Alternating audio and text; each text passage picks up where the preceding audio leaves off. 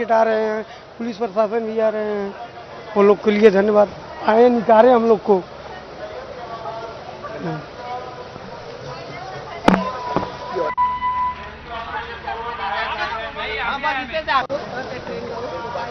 तेव्हा 2 तास हे सगळे प्रवासी जे होते ते अडकलेले होते आणि काहीसे प्रवासी अजून देखील घाबरलेल्या भीतीच्या परिस्थितीमध्ये देखील पाहायला मिळत आहेत। तर ज्या काही प्रवाशांची सुटका झालेली होती त्यातलेच एक आजोबा होते ज्यांना अक्षरशः रडू कोसळलं होतं। सारखं झालं होतं, जीव घाबरत होता, काही जण बेशुद्ध पण पडायला लागले होते।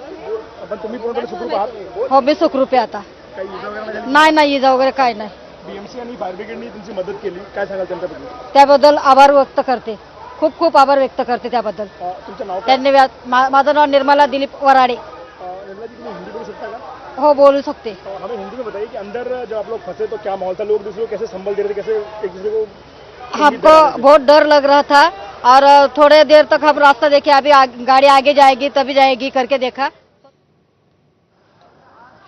तेव्हा आतमध्ये काय नेमकी परिस्थिती होती याबद्दलची माहिती या काकू देत होते। यानंतर आपण पुन्हा एकदा अजयकडे जाऊयात।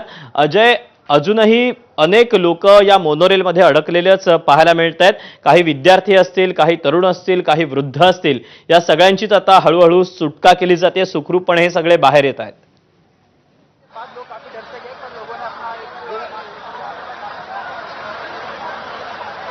दीपक, आपण जर पाहिलं तर आता 3 ठिकाणाहून रेस्क्यू ऑपरेशन जे ते सुरू केलेलं आहे। तिसरा दरवाजा क्रेनने जो आहे तो खोलण्यात आलेला आहे। त्याच्यानंतर एक अग्निशामक दलाचा जवान जो आहे त्या ठिकाणी उपस्थित आहे आणि त्यांच्याकडून थोड्या लोकांना जे ते बाहेर पाठवण्यात येत आहे।